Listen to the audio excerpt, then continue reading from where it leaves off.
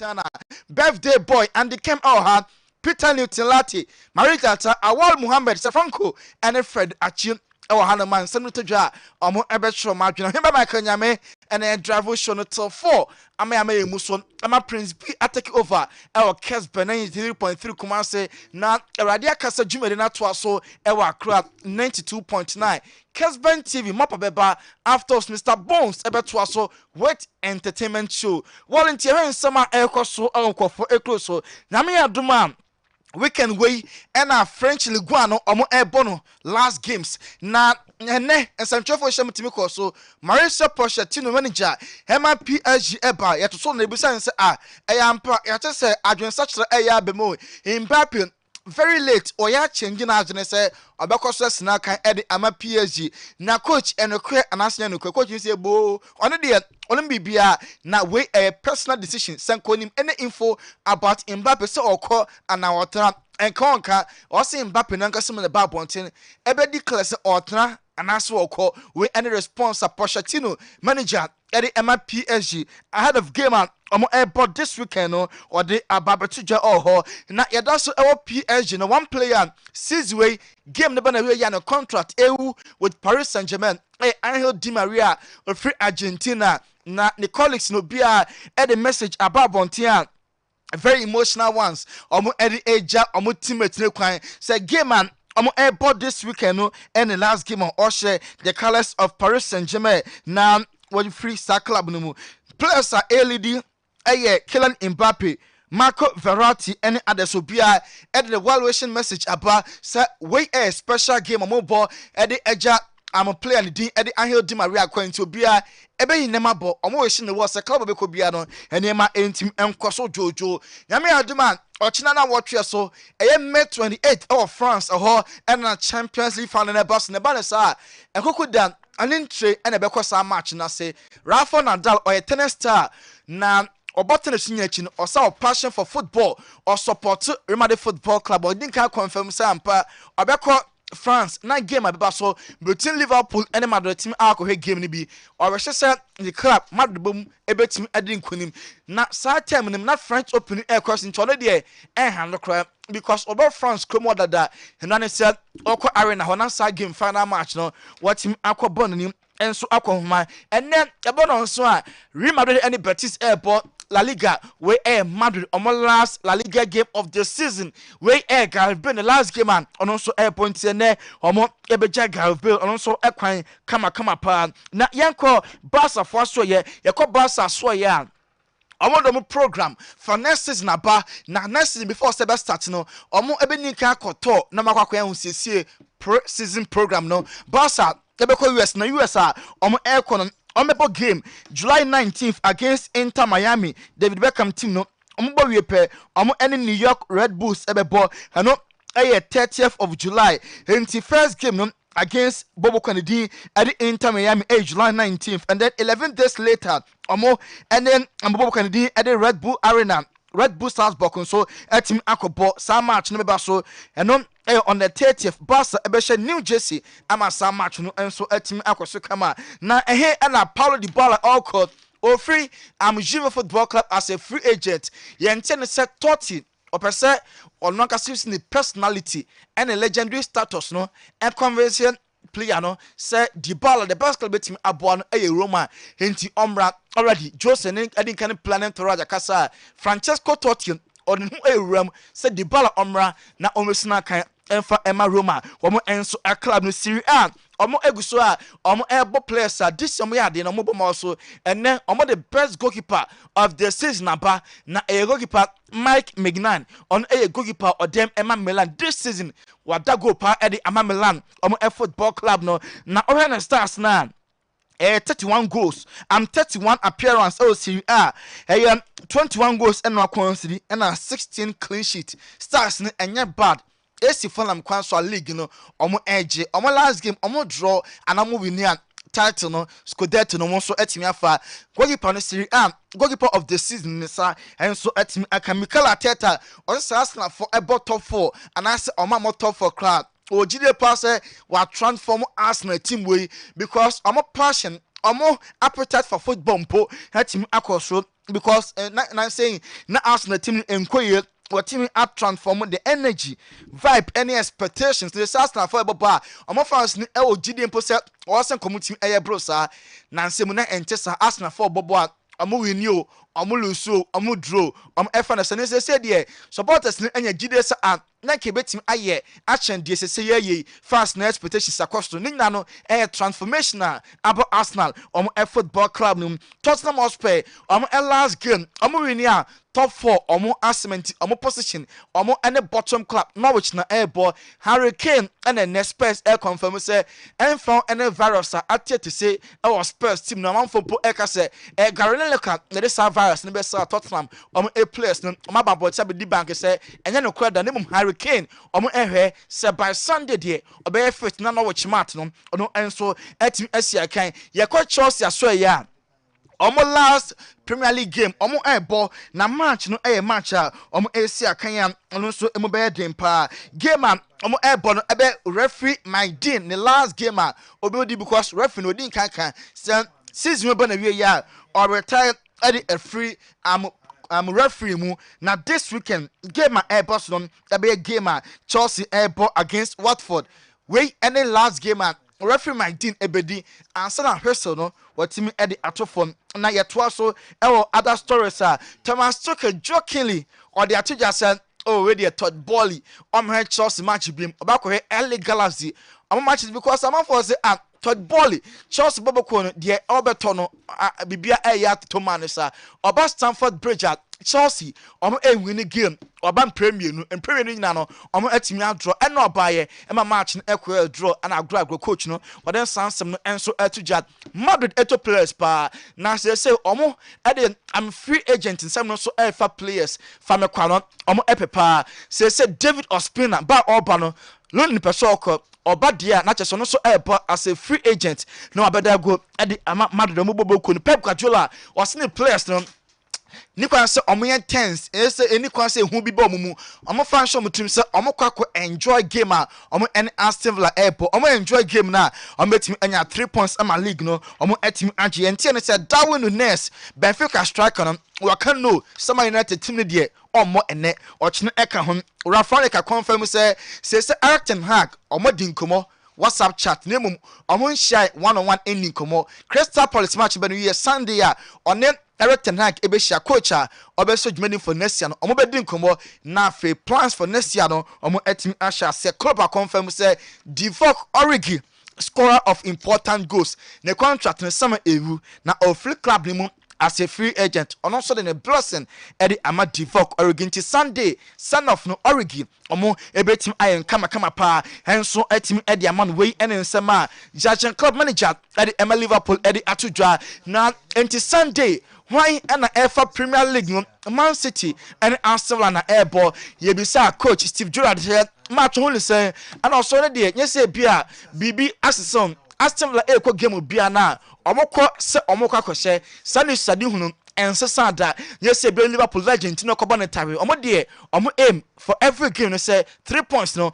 sa ebetimi aka Oheneba yenyina wesuna awiama no nsem ne total bono yemfansi ha no. Well, this is Kessben 93.3 na wasugusa wutie na wie 92.9 enso eyen kran ene ne mpotem braso se extra time jumedi na de bramo Facebook aye Kessben television YouTube so aye Kessben television obetimi enjoy jumedi no enso ewo ho birthday man atrase na wal Mohammed so atrase e behwe nsem mu na mom sene so say happy man plus drink no ewo dwaso happy man plus one drink no ewo dwaso happy man plus one drink no ene wo dwaso die hian say wo ye birthday party engagement bi na wo ye asori nhye mu bi na wo ye ana say mo ye any gathering bia mo pe soft drink e de akwase a eye happy man plus one drink and ambetimi de akwase every say drink am de kwase obibia ebetimi anumbi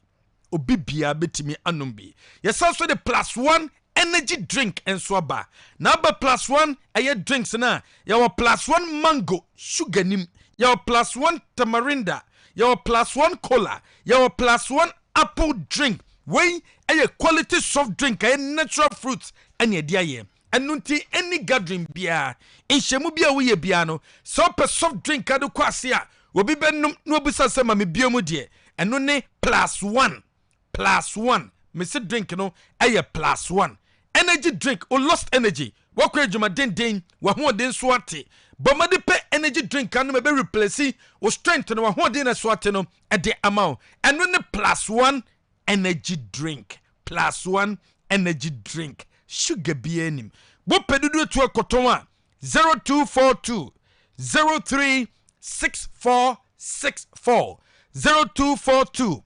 036464 what friend number ya dudo bia pebia no nsa betimi aka andikem Paulo Dybala akweba ba what's that anti to adu amba ruma dinta well I want to say Paulo Dybala is one player one teams are appreciating the talent no ono a engineer so no a na mamamfo appreciating the talent no because time at Juve so check Antonio Conte team no check Antonio Conte team no now the Conte team was a team of Andri Pirlo, Arturo Erasmo Vidal Pardo, Claudio Marchisio, Paul Abile Pogba, Alvaro Morata, Carlos Apache Tavares.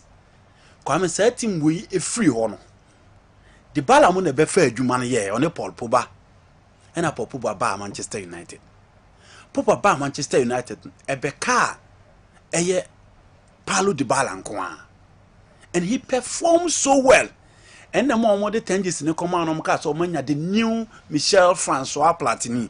Once on the height to say Michel Platini, Pepe. The trequartista. And a consistent trequartista when in the Italian Serie A until recently a injury Sibano, Paulo Dybala. Even in the presence of Cristiano Ronaldo. Ronaldo may score all the goals, but he was the best player when it comes to the European competitions. But Juve forced derby.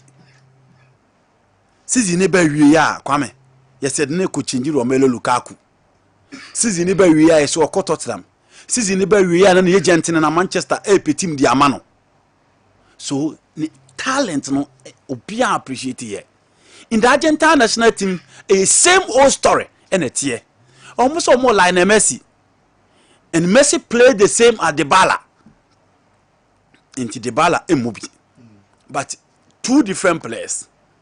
An overall playmaker as against an auxiliary number 10.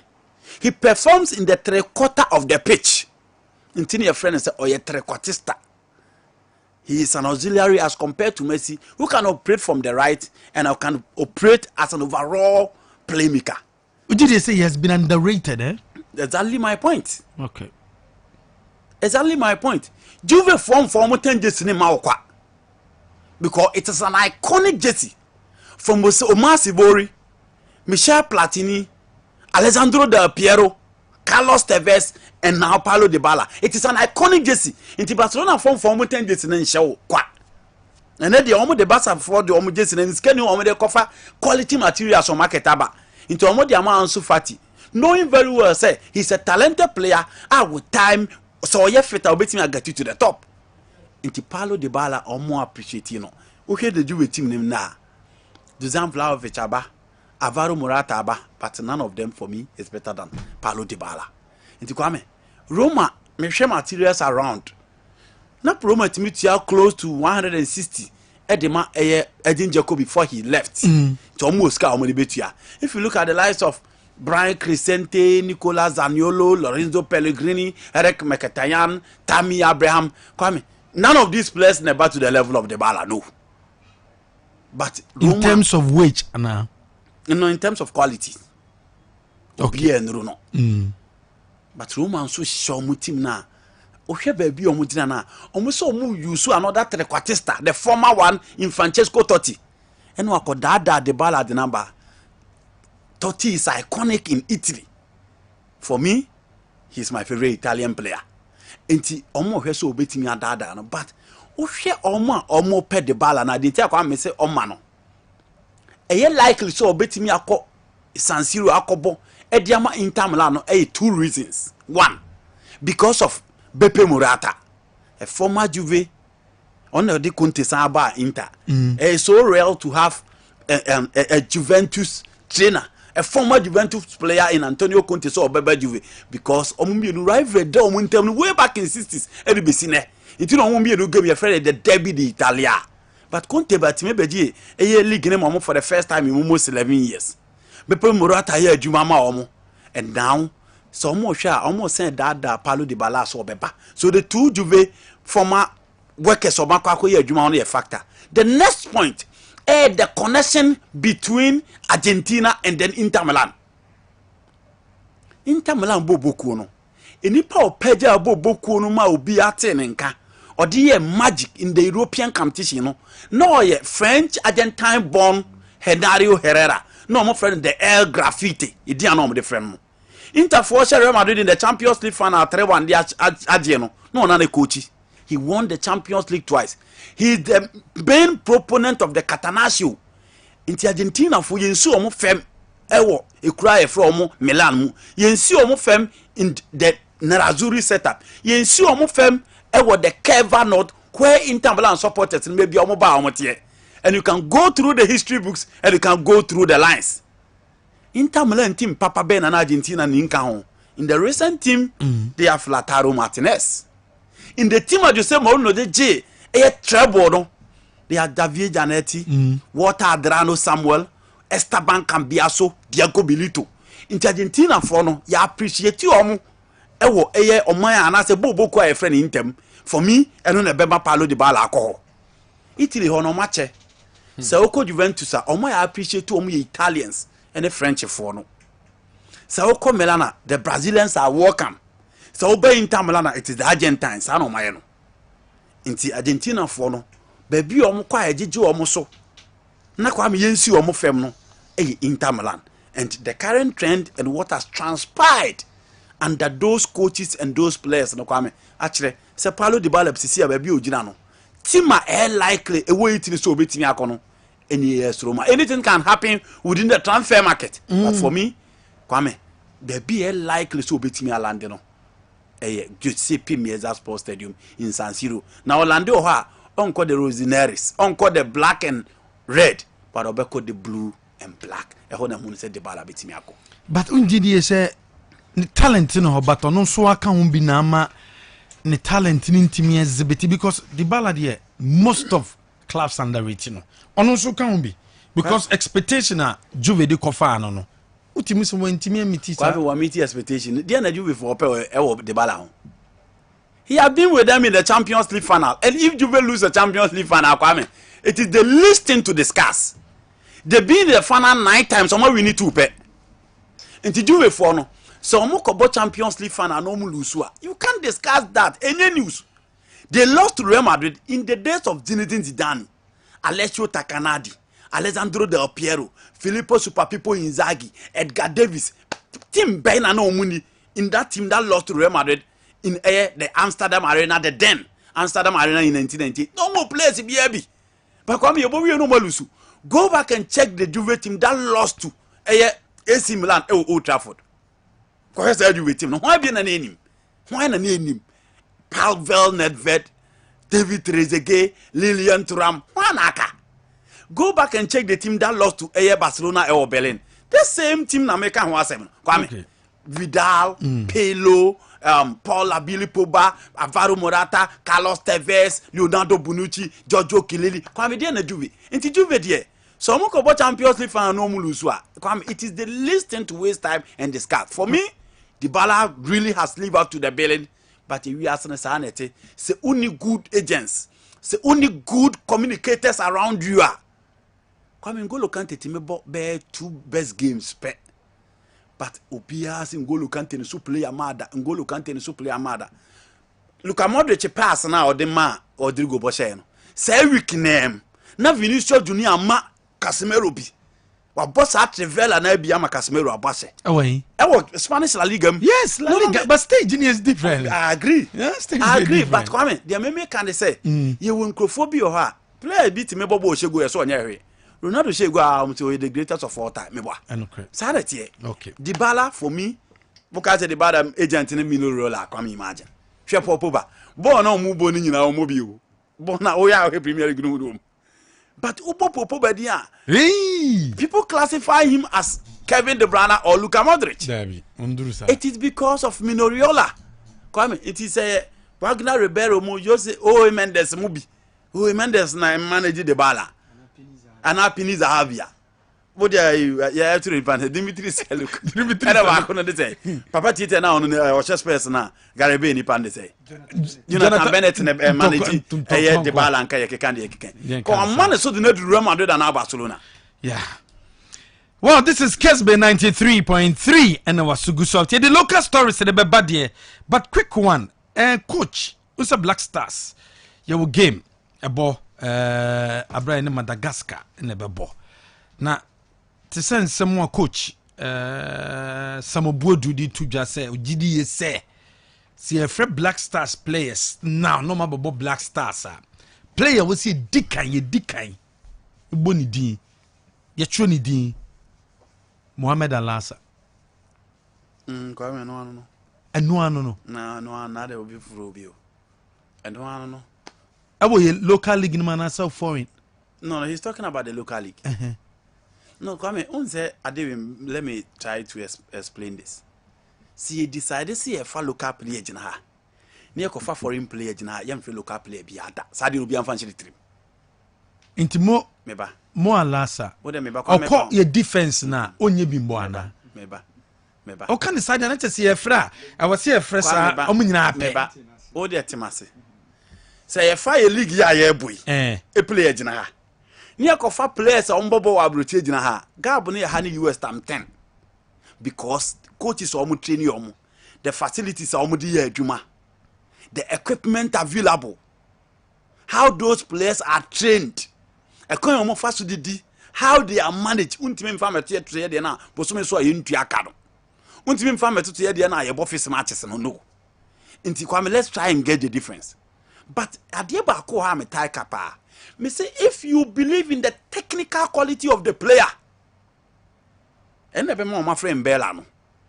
Cameroon for strikers no 9. This is a Cameroon team that have Choupo-Moting who played for Bayern Munich on the bench and come with Mbella headache. But the coach believe in the technical quality of Mbella. Into a best starter and on starter, it doesn't come into the subject now. A DN Bema, a player in the Brazilian league, a benchy a player in Real Madrid. The coach believe in the technical quality of the player. It is a free player. It was a coach that say a frawa Mohamed Ba obeti mi abo. See a wa Mohamed the chance obeti mi abo. That issue of one on Konkotunu, Yaman and the Yadom chance in the Blaster 5 years. Tell me his best game in the Blasters. And so there be no man able.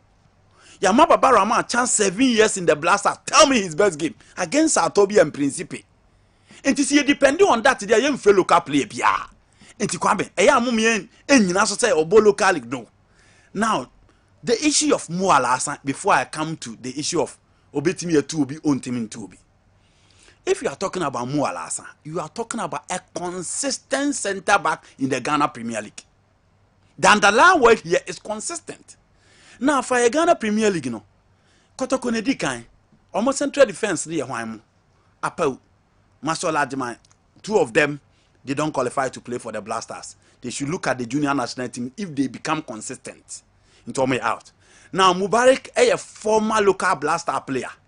Into Ubashe say, Mubarak, can you man a chance in the Blaster and a Befana because we are talking about integration here. Mubarak, a very good second half, but a poor first half. Until he need to be consistent. Until Mubarak Bejinanche. Now you come to Ismail Ganiyu. Injuries, inconsistency. He's out. Now you come to Bechem United. Bechem United next on the league table. I'm not depending on league table, but I'm just making a certain analysis. Now, you are talking about Bechem United. Kofi Abesima, you are talking about Kofuo, my own Kofuo. Now, Kofi Abesima is another consistent player. He's okay. Now, so for bit is Kofuo. Kofuo is just 8 to 7 months in the local league. He's a standard performer in the local league. But Kofuo needs to be working around under 20, under 23 local Blaster before the Blasters.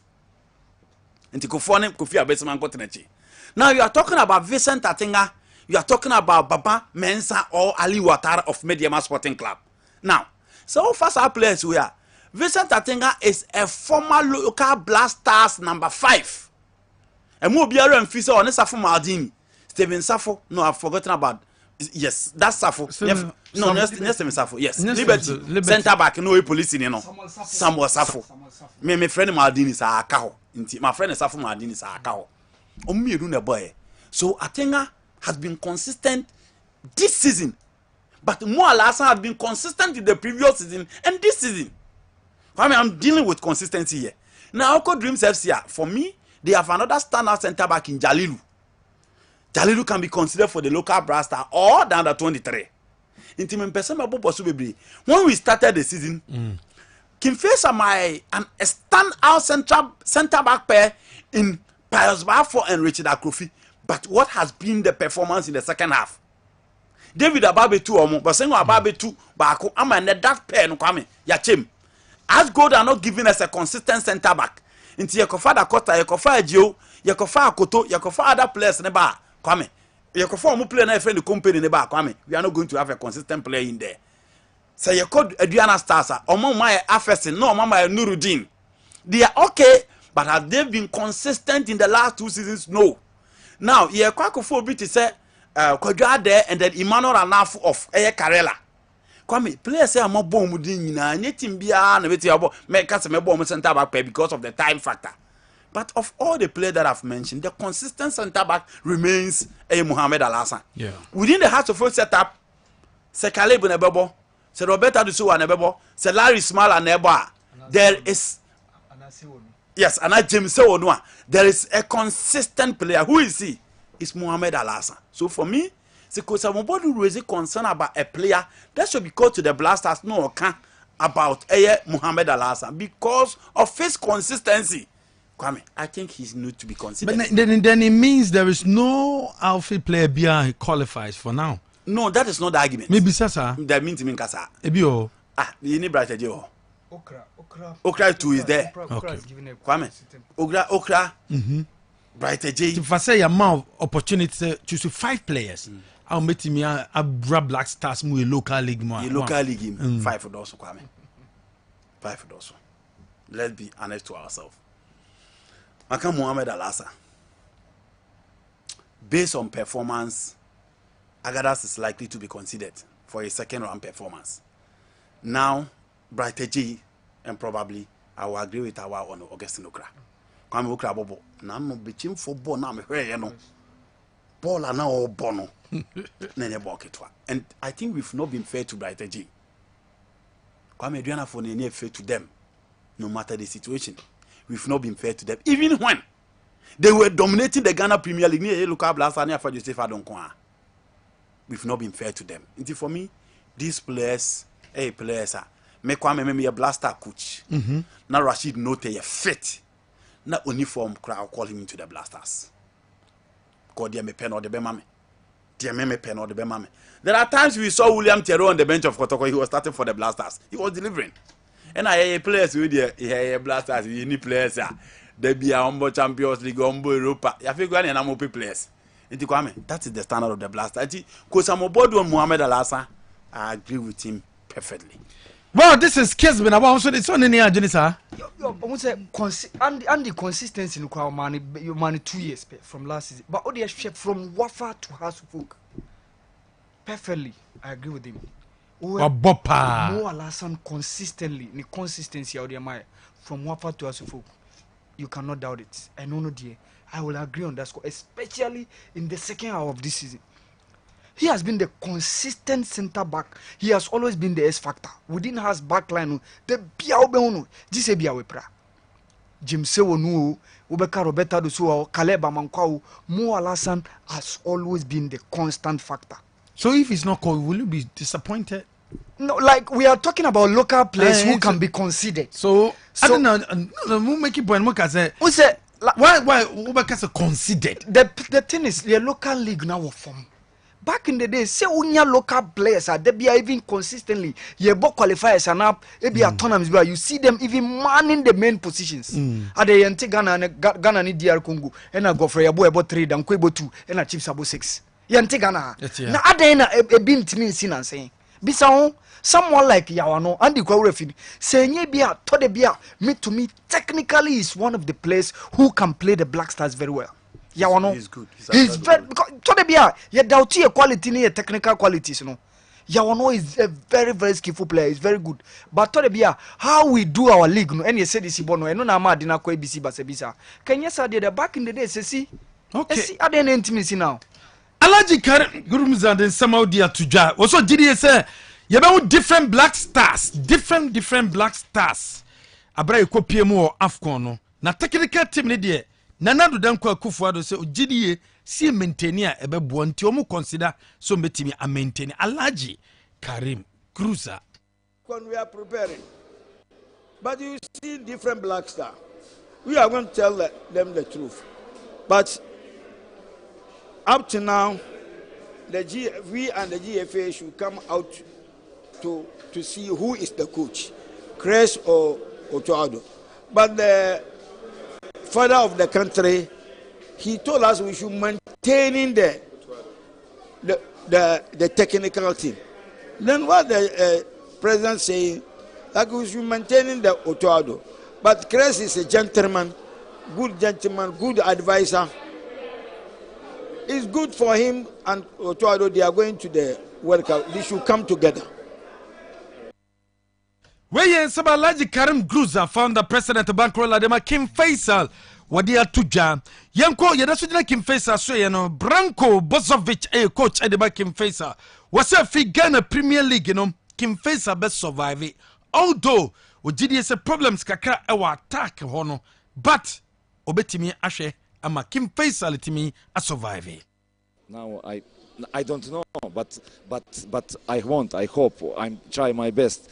Of course, we must win in the league because King Faisal is a good club, it's a big club in Ghana. We must stay. For me, yes. Problem number one, striker. We have not striker. You know, Morrison is not natural striker. Morrison is winger. Morrison is maybe midfield players. But we have problem with striker. This is problem for us. Realization. Who can score goal? Nobody can score goal. This is problem. And believe me, I'm try every day my best. Okay, we win today. Now I think everything is fine. But of course, it's not over. It's not over. Championship is not over. But situation is more better than before. Weye sema Branko Bozovic or your coach Adema Kim Faisal dia tuja say Kim Faisal main problem no striker or say Ghana Premier League no buy no or enjoy Premier League no a year papa. You know, I'm first time in Ghana, but I was coach in Angola. Ghana players, it's very well. Maybe problem is tactics. Like you know, Africa teams have problem with tactics, but believe me, I'm enjoying my players every training. When Yansama Branko Bozovic Boboko, I feel like Kim Faisal mu coach or dia tuja was so coach Angola pain. Wa coach oba Ghana he say Nyame koye e wo Premier League mu akwesedu baby any goal stars so see you no so den some of the tuja was so me grateful wo mo da Ghana medical team no ase wo mo ni hase bokobo no in some bebre ne ba has players no yare but after the game no said the omesi aboom no wo mani age ho pa na Ministry of Health and the Director of Health before I will share Ghana I think I must appreciate their major stake in what happened yesterday. We share the stories Nana cost between co-stars as a full. And from nowhere, the Ministry of Health is praying for, like I said, the head directorate, any nurses, any doctors in praying for extra more in the clubhouse, any training grounds to just come and check on our players. It was something that is amazing and surprising about Amaya appreciate almost pastors they are also working and they have a few of our players are there and we are okay. Like I said, we are fit for any assignment. when yen semu akwese du see ode ma baby ni Gold Stars so dey to dwa wo se o match do me no abram ni atu be no very very tough games tough game pa at the moment chichu ni out you mo player because most of the players no a student wo mo esi academy archery team no at you we are not going to underrate them. They also have a very good team. The only team majority of their players in Kofor Omusia there. I've had a chance to have students in my team and they share their past contribution our team no more. It's Obi Okusku Biano Obono. He has an excessive advantage over the other. It's a fact. And add to you for me, we said your team Omona abandoning the other lives. They have students within the team probably a coach Emma instructional for them to keep instruction resolute. Where ye baby any Gold Stars for see in some to Jan so and Prince Coffee when a coach at my level one this bobo a could weekend dish so many has and a bebo was you being more protein or being more approaching say bet nonsense match fixing a kukosi bien ben say impono one for game and fix it be and so our whole. Before I haven't been approached and I have not faced such a problem and I'm not saying it doesn't exist. It may exist, but I haven't experienced it before. Where in some Prince Coffee one also a day at Tuja Bismarck Kobe Mensa Wakasona Karela for coach was a face a match at Domenino a very very tough game. You play top four, but rather no, I want to focus on the games at its end. Because if you're able to do well in most of the game, that is where at the end you see yourself maybe at the third position, second position. Our next game is against Kessben. It's also a very difficult game because there are relegations and all that. They want to at least come and play with. So you're going to face another difficult game. You saw it, I told them, we knew it before time. First of all, my man, share a large story now. A large see we are going to see a different blaster. In their qualifiers, yes.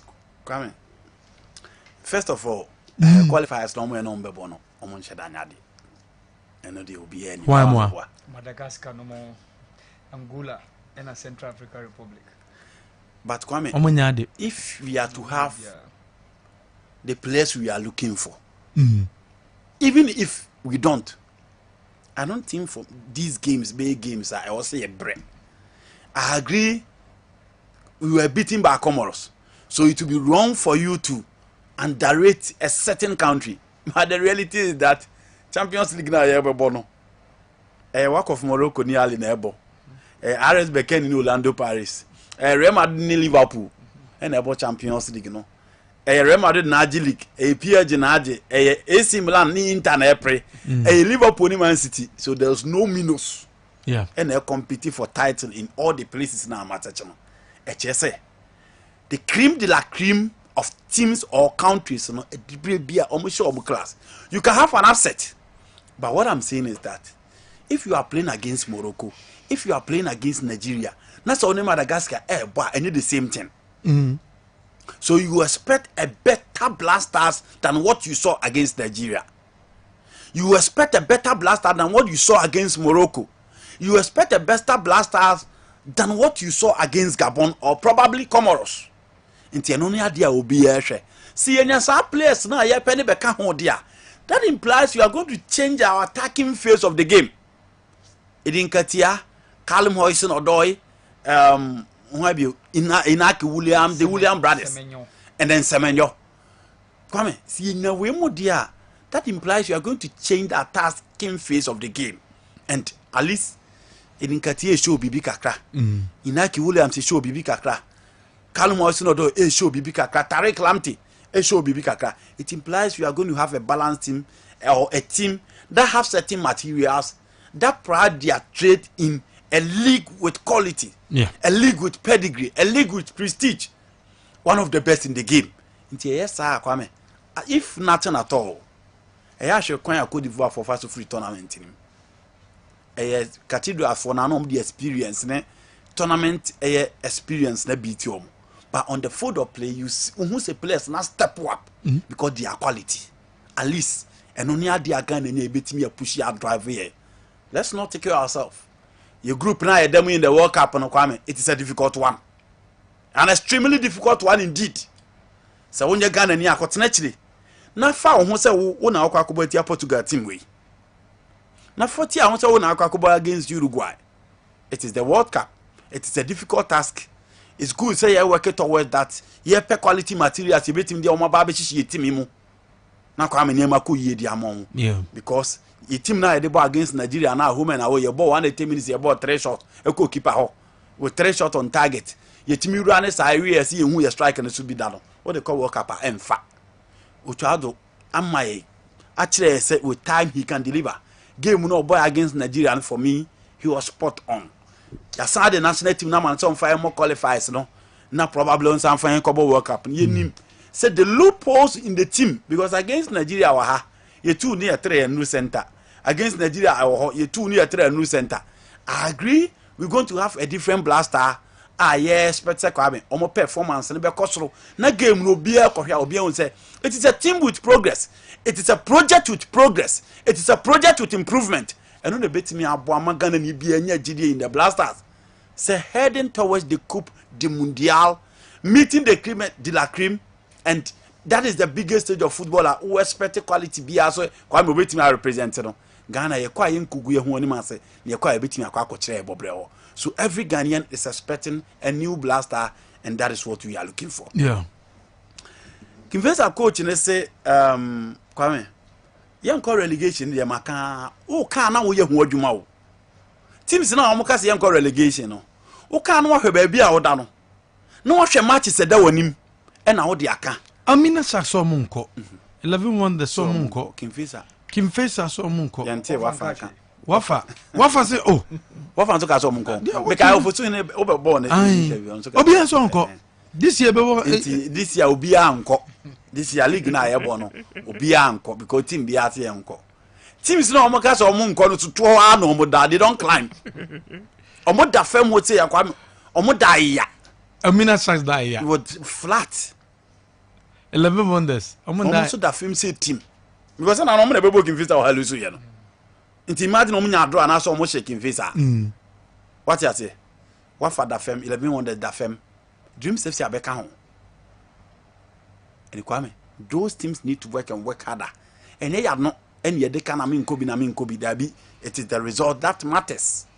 Inti the year can say teams na nyiro omo no muntimi nka league nim because league no at least if nothing at all team value a player. Say a player about the Ghana Premier League. Inti Kwame at least will be a player when him so about Premier League and Kwame, the player will be valuable. On the issue of coaching, also Ghana players, no, first of all, can about goals. Taking face any strikers. Kwame so share 25 goals. Now consider 30 there. So that just a attack and a porous, a impotent, a weak throughout the season. Yes, a uninspiring. And you're prolific. As my coach in Canon. I think the other player, what is the name? Oh, the second former coach. No. Okay. Osman. For me, he has been disappointed. The way our ball low no back Kotoko ninjas behano. This season he started well, but it looks as if he has been off.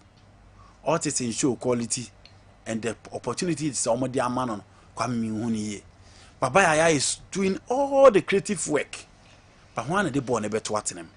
And only had I have come sensation like in Visa. But baby, your mujina idea. Bruni coach no. Asem kakra me catch ne say. Ya Pep Guardiola mo. Ya Jurgen Klopp mo. No kule woman say yes quality materials na na work in Visa. But Sadio Mane is playing number 9. Bernardo Silva is playing number 9. Phil Foden is playing number 9. And those players are getting their teams going into finding the right player. Obetimi agina ni mo no kwame. Ball be a better at them, be an obetimi make sure so the ball better at them. And they are making face. For me, that is key. On the issue of tactics, this year the Brunei transfer yet the born him. Koye ya no. So one year like ya, obebo ball do at the age of 25, 26, 28. Now him tactics. Because a tactics e umu se meni awa akoji ye ncheni kura na ye ba ye botatis kwame ye ncheni tatis no different from book mo de Sala ebo sala game no tatis wo ba e ma ye kentwen e ma ne mfa omuni pa no bosses no ma ne dane ho a bo ne ye mobi o say tatis na ya ne ye ko mo fo ne de ne ye ni pipa so ye twere ne te se de ye science no enti nya pe enti kwame wo de wadwen na abosa from coast because coaches no dodo na until recently dodo na aye de ono akọ he TV so ne de waka na no so de be kire to recently like get a upgrade you yes and the how the ball ma baso oh kwame o ma ade say school de obi a wanko bi kura na obi ko bi a one ne nyepe but Ghana city is lack the tactical knowledge in 1 week was the course we don't have to compress it but in all it is better say in the absence of nothing kwame so wo ba ko nti until recently yebeka say the coaches no nya the tactical know-how nya the basics de apaja nkora ne kakra no kwame wo ye footballer wo de wadwe na be bobo ni saa de ababedu Premier League o nti wo ba Premier League ho da nyankopon boawo na akokosia coach bi a oje tactics dia ene coach na de tactics ebi mo de adrodi tactics nti ukoni obi a obelieve ye kotreba coach Beneji drunk we di no mfa tactics nya adwuma sala start ko na 20 ba o ka say osi Nyame eboa no ba wan kata wan mankadro mesi me busa question ai osi Nyame boai enche seta enche se wonje tactics ni ka free TV Joshua penalties no enu enche seta enu enche tactics enu enche tactics why Pep Guardiola we don't need na meche Pep Guardiola debi enu enche so mo nkama sem wasem no enche so ka meche Pep Guardiola tie me o say Ghanaian coaches no mo nje tactics o kan say me si ebi mo awa ne sanam kan me si ebi mo je do the tactics there's been a big coach our case on tactics in the crowd why coach ben nye hwen do aye coach ben me coaches nyina mo ji tactics di oh coach ko si happy kan body akọ captain kan asem coach person nyi tactics ndi kwame yen kan asem me yen change topic no kwame the American say we have a coach who has won a than a 20 tournament he never spoke of tactics or give or the air command or the command a software into kwame let's concentrate. The point I'm making is that you lack the basics, you know. And your players, no, you are no more lack that tactical know-how, especially when they are restricted. We could do I can assign. We could do baby make way assign because no free coach no what na. And most of them tactically are indisciplined. And you won't say all restricted kakra Kwame play and the conclusion is that massive coach them pay me ball. And I think say with time see of course one year groom coaches no near shedding ye near all the coach class no being handled by coaches are almost there in him the tactical know-how in him the tactical disposition of play almost him the arrangement of player Kwame a bit me about my game let me akoyi I think say coach no you dey better trans near chair say the players no mo ho no omo ho no interiors ene yencheni and no players ni bebre abade ababeduru ha nti e be take time and sign the plan so person o tactics the plan na o kire o man Kwame players na atimi atiase na o matimi am making face our results but the main job as to why I let the groups are then buy and say Kwame let them survive second face are best survival Fabiso well Mickey unse Andy can be brave mekai Ostine Guavomba ha yeah or say to the beer is not about tactics or see once you cross the white line it's all about who wants it more not about tactics and it doesn't mean he doesn't believe in tactics but only share mentality of the casa but it doesn't mean he doesn't believe in tactics. When you cross the white line it's all about who wants it more.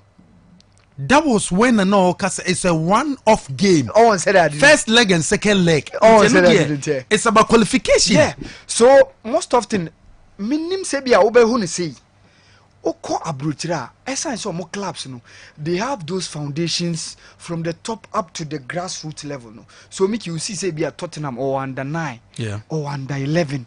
Or under 13, so you almost started from one no. Yeah, clubs no. Say no more these junior sites no.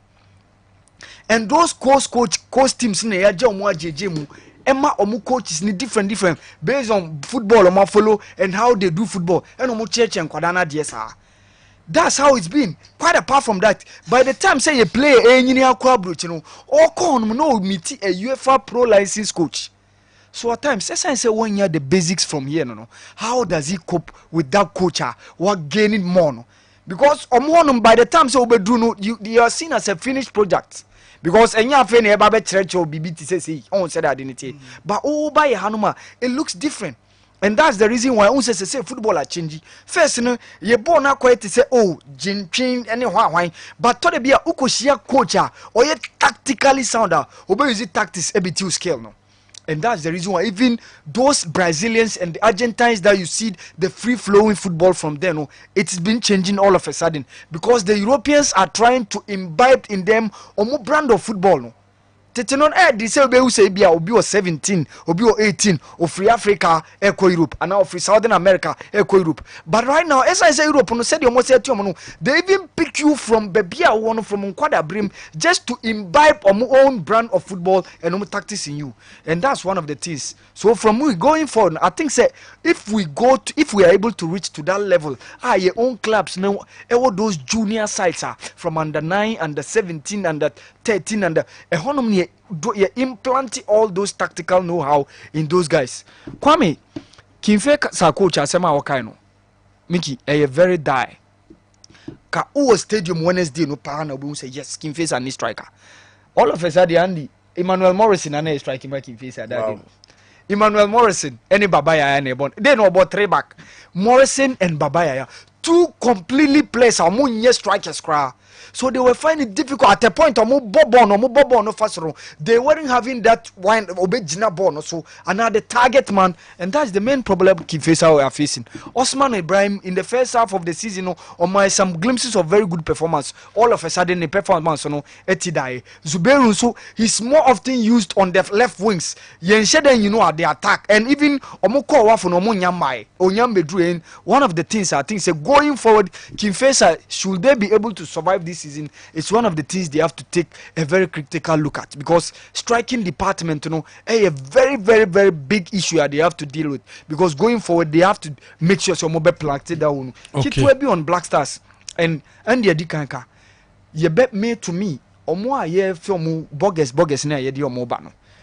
Making my wish in so bought this AFCON qualifiers, Okay. If even Tariq Lamptey, Mohamed Salisu, say opportunity wo ho de ne akla ne dia. On ma mebo onko Madagascar, onko Palancas Negra Stadium in Angola, onko Central African Republic in Bangui, onko nunko jinao, no feel the heat, know how African football is being played.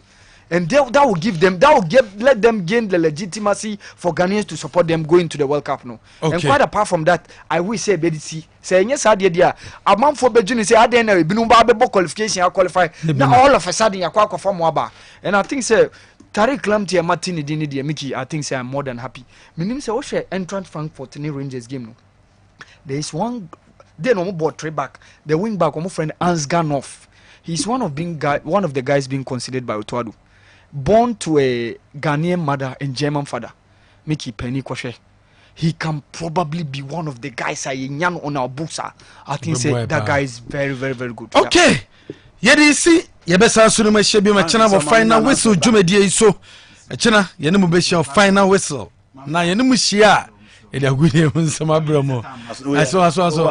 Dabi, Mr. Odi encha kwa Mr. Madam for Gideon or UK. Ogidi me ciao. Why action team kwa mama menchano. Why action. Gideon, what di baby ya? Orange what di baby ya? Gideon, what di baby? Now kwen. Oh, me free. Me coffee straight. Me for baby ya. Unko baby ya. En me umpie. Oh, Debbie. Me tell me ba be adwuma. Unko beso. Da mini be. Crofomono. Da. And I don't even know pa na ko to be abdo. E china me ba be adwuma. Unko beso. Da bi me coffee stream ko bobo me ho. For day. E china show ho. Liverpool ni Aston Villa. And so be game. Liverpool I then RS Bekani Obianko the odi message ban up and say the odi message ban up and say yeah born and na confidence cup no chan ene with the GTV Sports Plus e ho nya den I was 7 o'clock yeah penny na next week we more. This is the best sport in town.